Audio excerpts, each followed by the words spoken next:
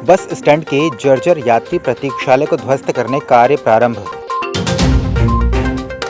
भाजपा ने निकाली विजय संकल्प रैली, उपचुनाव के लिए किया प्रचार।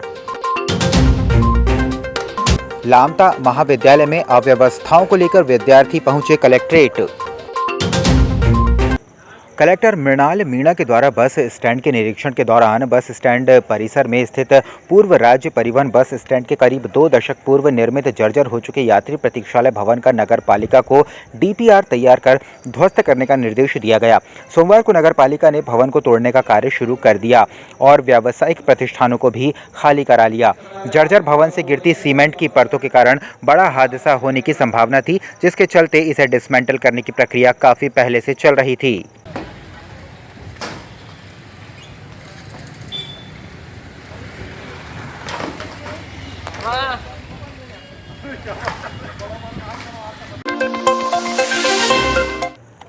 स्वामी विवेकानंद शासकीय महाविद्यालय लामता के छात्रों ने 11 सूत्रीय मांगों को लेकर कलेक्ट्रेट में अपर कलेक्टर को ज्ञापन सौंपा।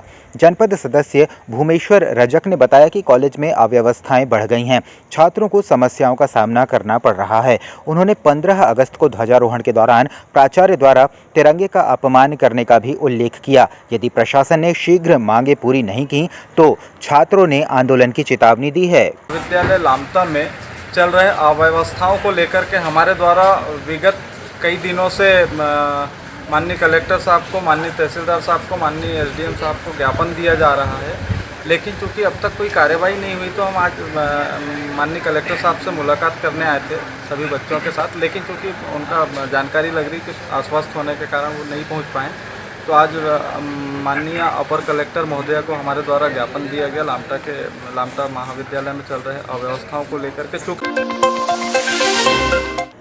भाजपा जिला संगठन ने बालाघाट के वार्ड क्रमांक 22 में 11 सितंबर को होने वाले उपचुनाव के लिए प्रत्याशी मनीष नेमा की जीत के लिए प्रचार किया। मनीष नेमा ने कहा कि भाजपा सरकार विकास के लिए प्रतिबद्ध है और नगर पालिका में भी नए आयाम स्थापित कर रही है। उन्होंने कांग्रेस छोड़ने का कारण श्री राम मंदिर निर्माण को बताया और कहा कि अब वे भाजपा के साथ हैं। मनीष ने वार्ड के विकास और जनहित के लिए काम करने का आश्वासन दिया।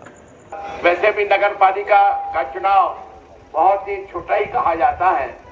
मैं सबसे निवेदन करूंगा इस वार्ड के जितने मतदाता भाइयों बहनों इस बात का ध्यान रखें कि भारतीय जनता पार्टी जिस प्रकार से पूरे देश में भारतीय जनता पार्टी एकमात्र पार्टी है जिसके ऊपर हम विश्वास कर सकते हैं।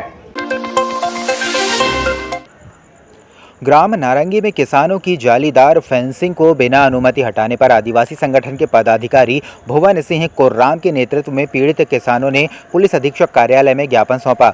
ज्ञापन में आरोप लगाया गया कि थाना प्रभारी नितिन पटले और हीरा पवार प्राइवेट लिमिटेड कंपनी के प्रबंधक ने किसानों के साथ अभद्रता करते हुए फेंसिंग हटाई। किसानों ने पेशा एक्ट का उल्लंघन कर कार्रवाई करने की मांग की और थाना प्रभारी के खिलाफ उचित कार्रवाई की अपील की है।